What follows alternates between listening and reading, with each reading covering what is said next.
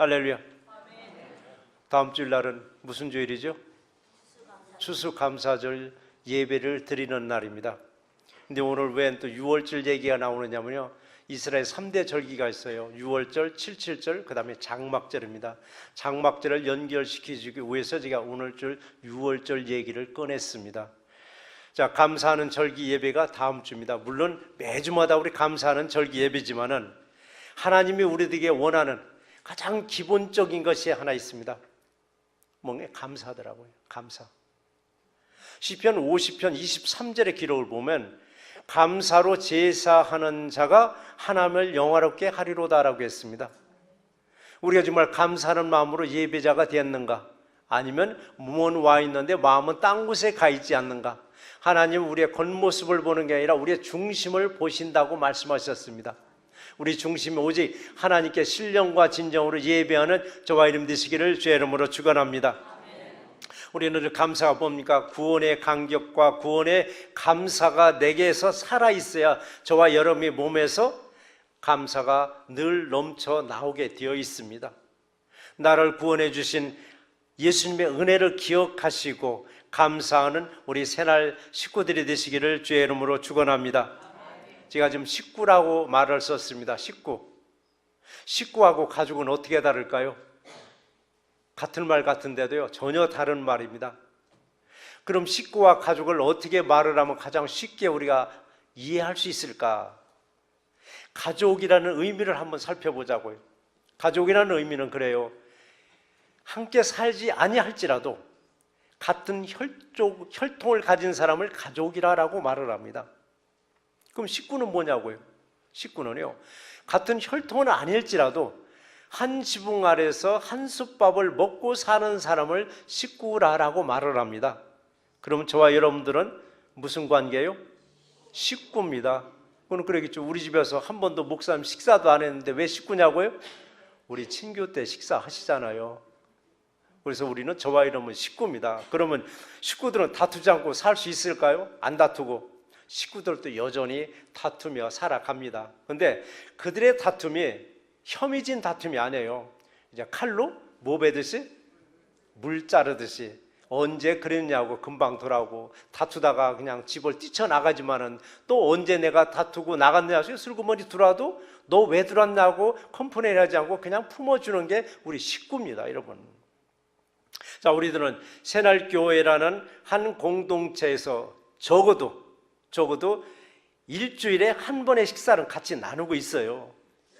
그리고 영적인 양식도 지금 같이 나누고 있잖아요. 그래서 쉽게 말합니다. 나는 새날교회 멤버라는 말보다도 나는 새날교회 식구예요라는 말이 더 정감이 가더라고요.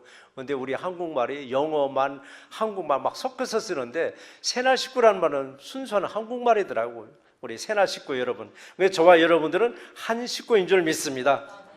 근데 더러는 그래요. 나는 교회 와서는 식사도 않고 그냥 간다고. 더러 그냥 가시는 분들도 계셔요. 그러나 영적인 양식은 반드시 나누잖아요. 그러니까 식구일 수밖에 없어요. 우리는 오늘날의 가족들의 관계가 어때요? 한 동네에서도 살지 않고 다 뿔뿔이 흩어졌잖아요. 미국 50개 중에 다 흩어졌으면 살고 있어요. 그러다 보니까 식구들만큼의 정을 나눌 수 없는 게 가족이라는 개념이에요. 왜냐하면 사람들은 그러잖아요. 눈에서 벌면 마음에서도 멀어진대요. 눈에서 벌면 마음에서도 멀어지기 때문에 사람은 눈에 자주 보여야 미웠던 마음도 식어지고 사랑했던 마음으로 바뀌어요. 그래서 옛날 영화 그런 제목도 있죠. 미워도 다시 한번. 기억하세요? 연세 드신 분들은 기억해요. 미워도 다시 한번. 자주 만나면요, 미워도 다시 한번. 그래 미운 마음이 이쁜 마음으로 사랑스러운 마음으로 바뀌게 돼 있어요. 자, 우리 새날 식구들은 우리는 아무리 못 만나도 1년을 한번 통계를 보자고요. 1년에 몇 번 이상 만나는 것 같아요? 아마 52번 이상은 만나는 것 같아요. 거의 다 보면 1년에 52번 이상을 만나서 같이 교제를 나누고 식사도 나누고 그러잖아요. 그러니까 한 집에 살고 있지 않는 이 가족, 한 집에 살고 있지 않는 이 가족들은 1년에 52번 이상 만나서 식사를 나누는 집이 얼마나 돼요? 이걸 보면요, 예수 안에서의 모임이 얼마나 다양하냐고요. 일주일 내내 만나는 분이 있어요. 화요일부터 토요일까지 새벽마다 만나는 분이 있고, 수요일날 저녁에도 만나고 금요일 저녁에도 주일날 만나고, 아마 사랑하는 사람들에게 교제를 해도 이렇게 만나지는 못할 거예요. 이게 뭐냐? 예수의 사랑 안에서만이 가능한 일이더라고요. 그렇기 때문에 한 집에 살고 있지 않는 이 가족들보다는 한 울타리 안에서 같이 식사를 나누는 우리 식구라는 개념이 정말 광범위하고 정말 사랑스러운 존재인 줄 믿으시기 바랍니다. 그래서 만남이 우리는 뭘로 연결돼요? 정으로 연결되더라고. 만남이 정으로 연결되고 자주 만나다 보니까 오해도 풀리고 은혜스러운 관계가 계속 이어져 가게 되어 있습니다. 근데 사람들이 처음 만나면 서로 견제하느라고 얼마나 힘드냐고요. 견제하는 과정에서 서로 다투고 하지만은 그 과정을 넘어가고 나면은 더 좋은 관계, 은혜로운 관계를 만들어 주시잖아요. 그러니까 가족보다도 더 끈끈한 정을 나눌 수 있는 새날교회 식구들의 관계가 항상 은혜스럽기만을 주의 이름으로 축원합니다. 자, 오늘 주시는 말씀이 두 가지가 있는데요. 첫 번째 주시는 말씀이 뭔가 했더니 항상 하나님의 은혜를 기억하는 식구들이 되셔야만 합니다. 하나님이 주신 그 은혜를 기억해야 돼요. 자, 오늘 본문은 무슨 내용이냐면요, 9가지 재앙은 이미 끝났습니다. 애굽의 9가지 재앙이 끝나고 마지막 한 가지, 하나님이 내려주실 마지막 이 한 가지, 이 재앙을 지금 기다리고 있는 거예요. 이 마지막 재앙은 무슨 재앙이냐면요, 사람이든 짐승이든 첫 것은 다 죽임을 당하는 거예요. 사람으로 말하면 장자는 다 죽는 거예요. 짐승으로 말하면 첫 새끼는 다 죽임을 당하는 그런 재앙이 임박한 거예요. 그러나 이 임박한 재앙이 뭐냐고요? 임박한 재앙은 단순한 재앙의 의미를 넘어섰습니다. 애굽에게는 최후의 심판입니다. 애굽에게는 최후의 심판이요, 이스라엘에게는 새로운 역사를 시작하는 출발점이 되는 날이 바로 10번째 재앙입니다. 그리고 본문에서는 오늘 2절에서 그랬잖아요. 새 역사에 출발하는 새로운 새해이며 첫 달이라고 말씀하셨습니다. 사람들은 말합니다. 이렇게 성경에 기록된 역사적인 정말 기이한 이 사건들이 현대에서도 일어날 수 있겠느냐라고 질문합니다. 그런 사람들은 더러는 그건 그때 당시 얘기야, 앞으로는 일어날 수 없는 얘기야 라고 또 이렇게 얘기하는 사람도 있습니다. 그러나 여러분, 성경에 기록된 대로 현대에서도 분명히 일어날 수밖에 없습니다. 어떤 사건이 일어날 줄 아세요? 영원히 살아야 자와 영원히 죽을 자가 저와 여러분들 앞에서 나타날 수밖에 없습니다. 그때가 언제인지 아세요? 재림의 예수님이 이 땅에 오시는 날입니다. 재림의 예수님이 이 땅에 오시면 세 가지를 심판한다고 했습니다. 죄에 대해서 심판하시고, 의에 대해서, 그리고 심판에 대해서 세상을 책망하신다고 말씀하셨습니다. 우리 다시 당시 상황으로 한번 돌아가 보자고요. 마지막 재앙입니다. 애굽 사람들에게는 모든 장자가 무조건 죽는다고 했지만은 무조건 죽지는 않습니다. 반대로 이스라엘 사람들은 무조건 장자가 다 살아남는다는 것, 이것도 아닙니다. 애굽 사람들이라 할지라도 하나님이 준비하고 하나님이 계획한 것을 믿고 순종한 사람들은 살아날 수가 있었습니다. 이스라엘 사람들이라 할지라도 하나님의 말씀을 믿지 못하고 불순종한 사람들은 죽음을 면치 못했을 것입니다. 자, 그러면 삶과 죽음의 갈림길에서 뭘로 구별되는지 아세요? 순종이냐 불순종이냐로 구분됩니다. 순종하는 사람들은 영원한 삶을 살 것이며 불순종하는 사람들은 죽음을 면할 수 없다는 얘기입니다. 그래서 저와 여러분들은 항상 순종하심으로 날마다 생명을 얻으시기를 주의 이름으로 축원합니다. 그래서 우리는 한번 생각해 보셔야 됩니다. 뭐를 생각해 보려냐고요? 사람들은 말합니다. 환경이 사람들의 사상까지도 바꿔 놓는다고 말을 합니다. 환경이 우리들의 생각까지도 바꿔 놓는다고 생각합니다. 인간의 생각이 환경에서 좌지우지하는 게 아니라 인간의 사상이 환경을 만들어 나가고 있다는 사실입니다. 그러므로 환경은 저와 여러분들이 조성해 나가는 거예요. 나 혼자 어떤 환경을 만들기 힘들 때 두세 사람이 합력해서 만들어 나가면 그 환경은 여러분이 원하는 환경대로 만들어 나갈 수가 있습니다. 자, 우리 믿음의 사람들은 신앙의 환경을 만들어 나갑니다. 그런데 믿음이 없는 사람들은 불신앙의 환경을 만들어 나가는 거예요. 우리는 그 틈에서 우리는 방황할 때가 많아요. 예수 안에서 교회 안에 있을 때는 내가 정말 십자가 군병과 같이 세상 다 얻은 것처럼 승리의 기쁨을 가지고 교회 문 밖을 딱 나가서 내 환경에 돌아가 보니까 온통 불신자들로 가득 찼을 때 그 속에서 나를 지킨다는 게 얼마나 힘든지 여러분은 아실 거예요. 그러나 그 속에서도 여러분 중심을 잃지 않냐고 오직 예수만 바라보면은 여러분의 그 뜻과 여러분의 생각대로 그 환경이 점차 바꿔져 갈 수밖에 없습니다. 그래서 하나님 말씀에 순종하는 사상이라면은 어떤 환경에서도 오직 하나님만을 사모하는 환경으로 바꿔버리는 거예요. 그래서 사람이 환경의 지배를 받는 것이 아니라 여러분 환경이 사람을 지배하는 것이 아니라 사람이 환경을 지배할 수밖에 없습니다. 그러나 문제는 그러합니다. 얼마나 우리가 의지력을 가지고 있느냐 의지력이 없느냐에 따라서 내가 환경에 지배당할 수도 있고 내가 환경을 지배할 수도 있습니다. 우리 한번 미국 한번 생각해 보시자고요. 그리고 우리 믿음도 한번 생각해 보시자고요.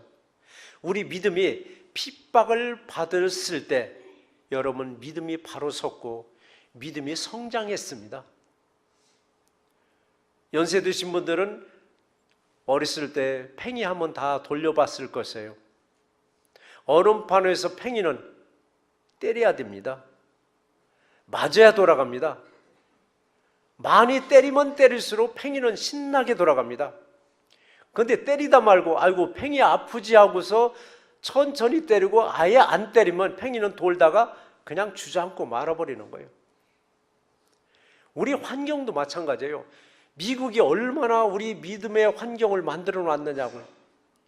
이방신을 섬기는 사람들이 미국에 이민 들어와가지고 다 예수를 영접할 수 있는 환경이 있었습니다.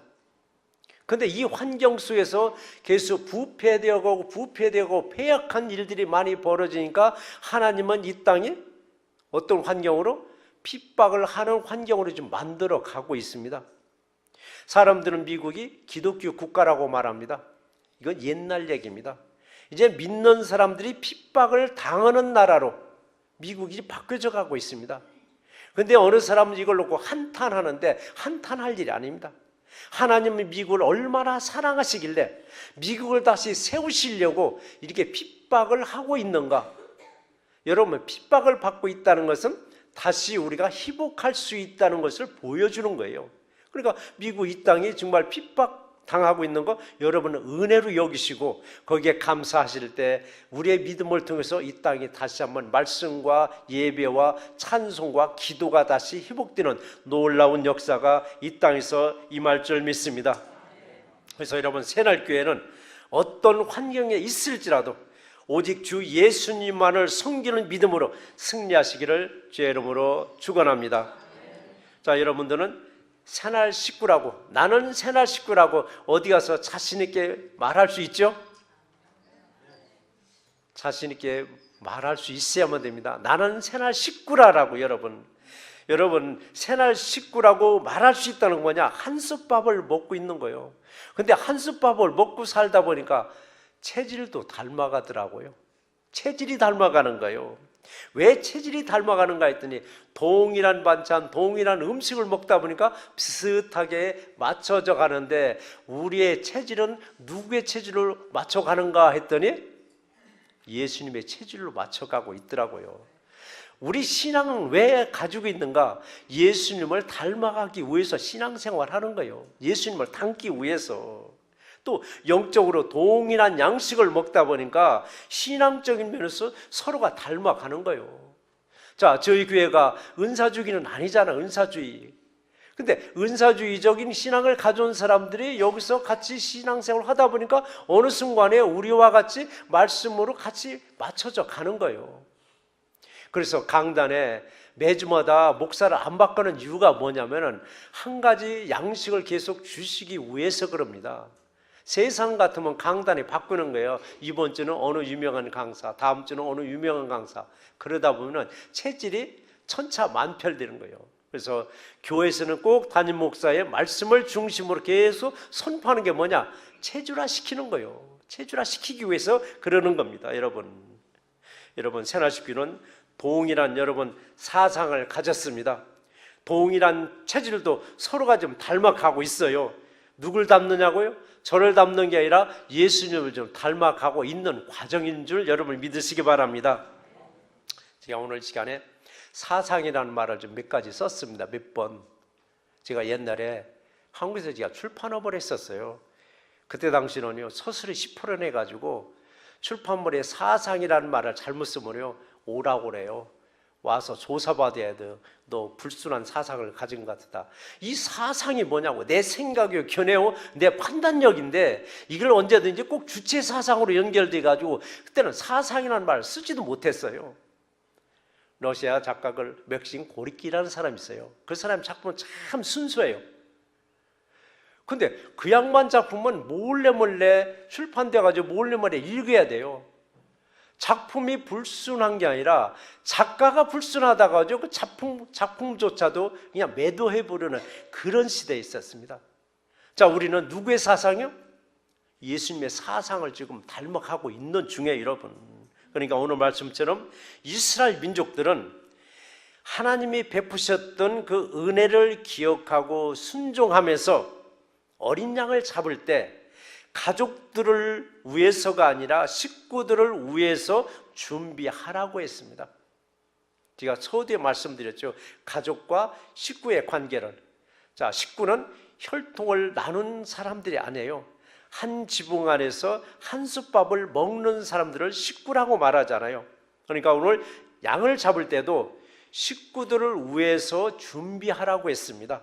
그러니까 우리들도 항상 하나님이 우리들에게 주신 그 베푸신 은혜만을 기억하시고 순종으로 승리하시기를 주의 이름으로 축원합니다.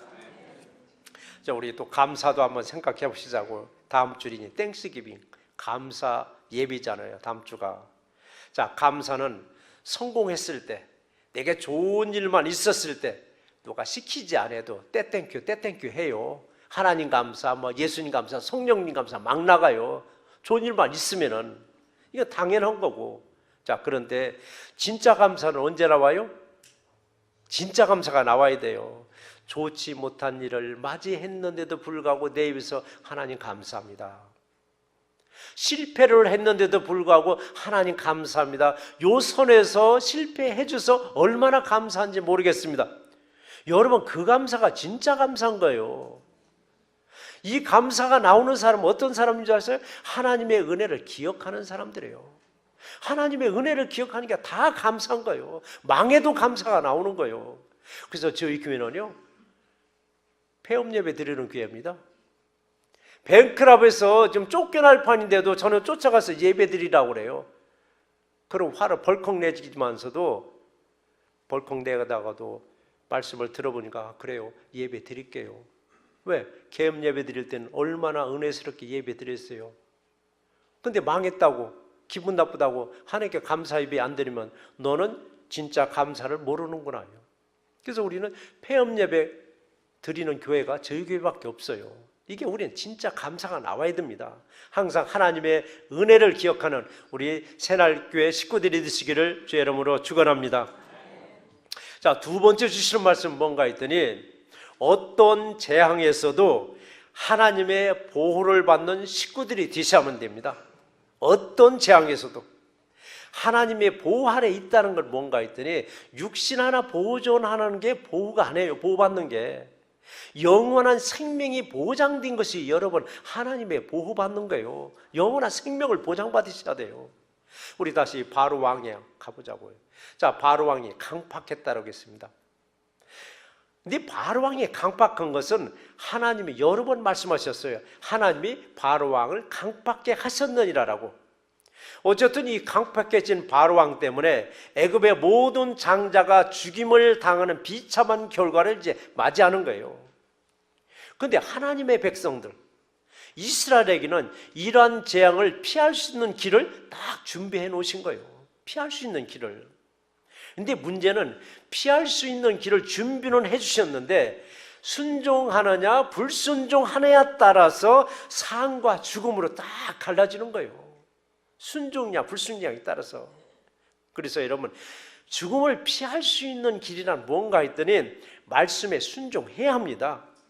어떤 순종을 해야 되는가 하면은 흠없는 1년 된 어린 양을 잡아서 그 피를 문설주라고 했습니다. 문설주, 그리고 문인방이라고 했습니다.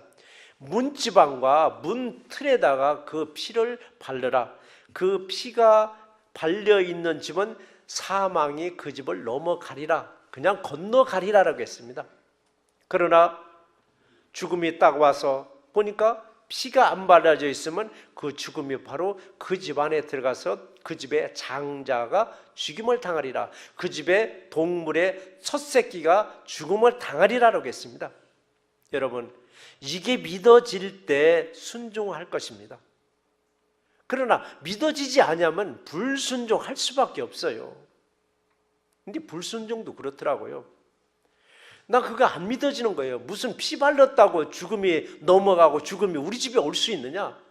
안 믿어지는 거예요. 안 믿어지는데 동네를 쭉 돌아봤더니 집집마다 다 피를 바르고 있는 거예요.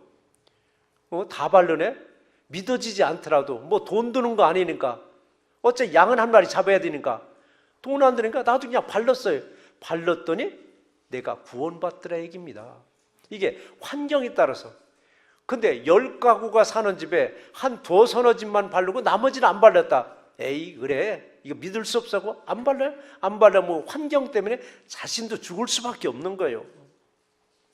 자, 문틀에 피를 바르면 산다. 이걸 누가 믿겠느냐고요. 문틀에 피를 바르면 산다. 이걸 누가 믿겠느냐고요. 근데 식구들은 믿는 거예요. 식구들은. 왜 식구들은 믿을 수 있느냐? 아버지와 어머니가 믿으니까 자식들과 그리고 한솥밥을 먹고 살아온 식구들, 서로의 마음을 잘 아는 거예요. 그래, 어른이 하는 일이니까 뭐 결국 그 어른이 하는 일이 우리를 나쁘게 하랴 하면서 그냥 순종하는 거예요. 그래서 식구는 뭐냐면 관계입니다. 식구들의 관계는요, 거미줄 같아요. 거미줄이 보여요? 잘 안 보여. 거미줄은. 식구들의 관계는 보이지 않게 관계가 잘 엮여져 있어요. 그 식구들이 다 보이지 않는 관계가 있어서 어떤 문제가 있으면 딱 결집돼서 그 문제를 해결해 나가잖아요. 그런데 식구들이 아닌 사람들의 관계는 눈에 보여요. 아무개는 아무개하고 지내고 아무개는 아무개하고 지내고. 근데 식구는 그 관계가 안 보이지만은 문제가 있을 때는 쫙 뭉쳐서 그 문제를 해결하는 거예요. 이게 바로 식구라는 우리 관계이기도 합니다. 식구라는 관계. 그리고 어린 양을 잡았을 때입니다. 어린 양을 잡았을 때 식구가 작을 경우 이웃을 초청해서 그 고기를 함께 나누어 먹고 피를 문틀에 바르라고 했습니다. 그래서 여러분, 믿음은 순종입니다. 순종은 믿어질 때 죽기를 각오하고 순종하지만은 믿어지지 아니하면은 너 총으로 쏴 죽인다 해도 여러분 불순종할 수밖에 없어요. 믿어지지 아니하니까. 그러니까 우리 믿음의 선주들 보세요. 죽음 앞에서도 너 예수를 부인만 하면 너 살려줘. 그러나 예수를 시인만 하면 너 죽여 해도 그들은 끝까지 예수를 믿으니까, 영원한 생명이 있다는 것을 알으니까 그들은 끝까지 예수를 포기하지 않는 거예요. 그래서 로마서 8장에서 너무 잘 나와 있죠. 누가 우리를 그리스도의 사랑에서 끊으려라고 했습니다. 환난이냐, 공고냐, 핍박이냐, 기근이냐, 위험이냐, 칼이냐. 예수 그리스도 안에 있는 하나님의 사랑에서 누가 우리를 끊으려라고 했습니다. 믿어지니까 그런 겁니다.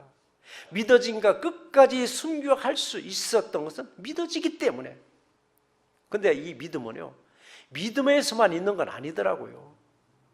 인간 세계에서도 서로가 믿어질 때 목숨 걸고 상대방을 지켜주는 거예요. 서로가 믿어질 때 목숨 걸고 상대방을 위해서 싸워주는 거예요. 근데 서로 간에 불신하는 관계라면 굳이 싸워줄 필요 뭐가 있겠어요? 굳이 보호해줄 필요가 전혀 없는 거예요. 그래서 여러분, 식구라는 개념이 참 중요합니다. 경상도 사투리에 그런 말이 있더라고. 우리가 남이 사한가? 어느 역대 대통령이 이 말 참 잘 쓰더라고요. 우리가 남이냐라고. 그런데요, 예수님의 제자들 한번 보시자고요. 예수님의 제자들 끝까지 한솥밥 먹고 살았습니다. 끝까지 예수님을 위해서 최선을 다할 줄 알았습니다. 그런데 예수님이 딱 붙잡히자 이들 다 뿔뿔뿔 흩어졌습니다. 뿔뿔뿔 흩어지는 사람들에게 우리가 남인가 하라고 한번 소리 질러 본다면 맞아, 우리는 남이야, 나라도 살아야 되고 아마 그 흩어진 것 같더라고요. 그래서 여러분, 이 흩어졌던 제자들 언제 다시 결집됐습니까? 오순절 보혜사 성령이 이들의 마음을 만져주면서부터 완전히 돌변해 버렸습니다. 완전히 변해버렸습니다. 보혜사 성령의 임재를 통해서 제자들은, 뿔뿔이 흩어졌던 제자들은 예수님을 위해서 죽으라면 죽겠다고 나서는 거 있었습니다. 이것을 보면 그래요.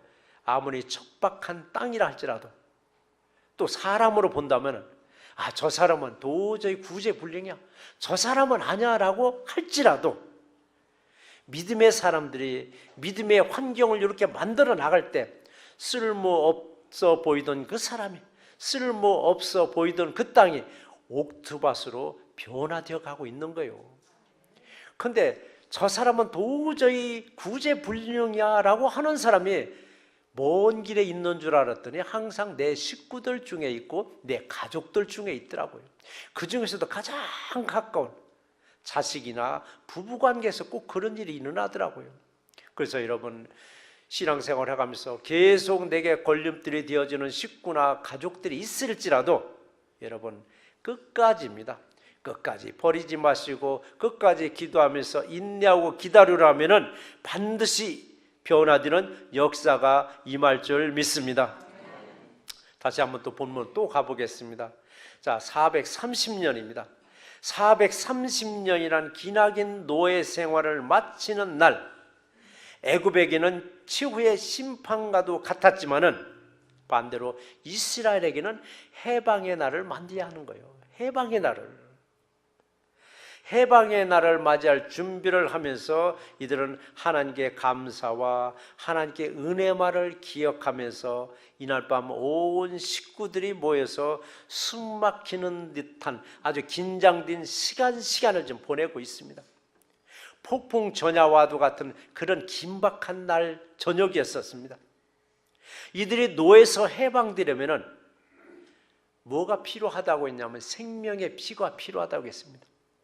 하나님은 니들이 생명의 피가 필요하니까 하면서 한 가정당 한 마리의 양을 잡으라. 그리고 그 피를 문틀에 바르라. 그리고 양고기는 다음 날까지 남김없이 먹으라. 싹 먹되 혹이라도 남으면 다 불에 태워서 없애라고 말씀하셨습니다. 그때나 지금이나 고기 남아서 불에 태우기는 아까울 거예요. 그때 당시 양 한 마리면 몇 명이 먹을 수 있냐면 10명이 먹을 수 있는 분량이라고 합니다. 10명. 근데 어떤 가정을 보니까 10명의 식구가 안 되고 7명밖에 안 되는 식구가 있어요. 근데 또 옆집 보니까 그중 한 15명쯤 되는 식구예요. 양 한 마리를 잡아서 15명이 먹기는 이건 또 배고픈 거예요. 근데 양 한 마리를 잡아서 7명이 먹기는 또 너무 배가 부른 거예요. 이럴 때 식구가 부족하면 이웃의 식구를 초청해서 함께 나누라라고 말씀하셨습니다. 여기서 우리에게 주시는 말씀이 뭔가 했더니, 자, 초청을 하는데 누가 선택권을 가졌는가? 초청하는 사람이 선택권을 가진 게 아니라 초청받은 사람이 선택권을 딱 가졌습니다. 동네에서 부르는 사람이 많은 거예요. 이 집에서도 오라고 저 집에서도 오라고 했을 때 초청받은 사람은 어느 집으로 가겠느냐고요. 평소에 나하고 껄끄럼하게 지내는 집에 가주겠어요?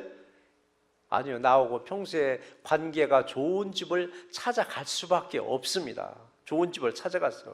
그러니까 우리는 이 땅 살아가면서 나 하나 살면 됐어. 이웃은 필요 없어. 식구 필요 없어. 우리 가족만 살면 돼. 여러분 안 해요.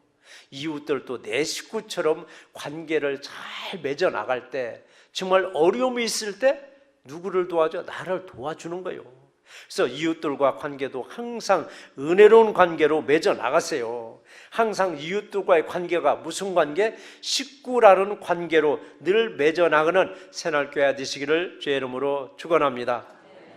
그리고 사람들의 관계도 중요하지만 더 중요한 관계는 예수님과 나와의 관계가 정말 중요합니다. 사람들과의 관계는 누구든지 저 사람 내 식구야 내 식구야. 여러분 흔히 그래요. 한 집에 안 사는데도 불구하고 너무 가까우면 내 식구 같아. 내 식구예요. 내 식구라고 그러더라고요. 그런데 사람들과의 관계는 식구라고 얘기하는데 유독 예수님과의 관계에서는 식구가 못된 사람들이 많아요. 예수님과의 관계에서 식구 관계가 못됐어요. 한 식구처럼 예수님도 자주 만나세요. 자주 만나라고 했더니 어느 분에게 부담스럽대요. 예수님을 식구처럼 만나기가 부담스럽대요. 왜 부담스럽냐 했더니 식구처럼 지내다 보니까 시키는 일이 많아지더랍니다. 이것도 해라 저것도 해라.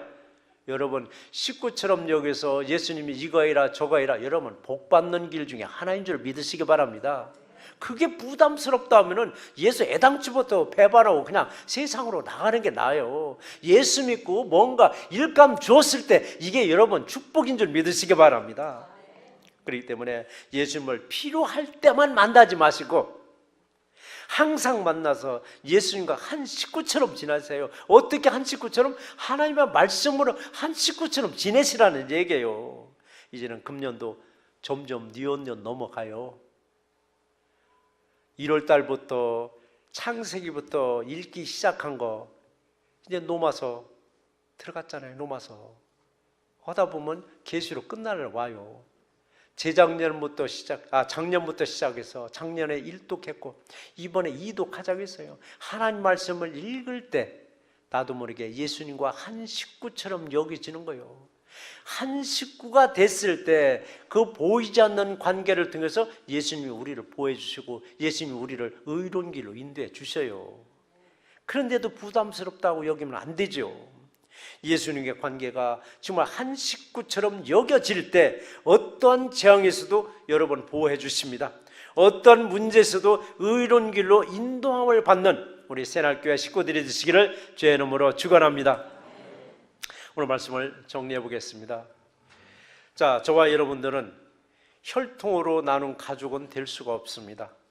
그러나 예수님이 주신 양식을 통해서 함께 먹는 식구가 되었습니다. 한 식구는 함께 나누는 거예요. 입을 나눈다는 얘기입니다. 입을. 이것을 요한복음 6장 32절에서 33절에서 이렇게 말씀하셨습니다.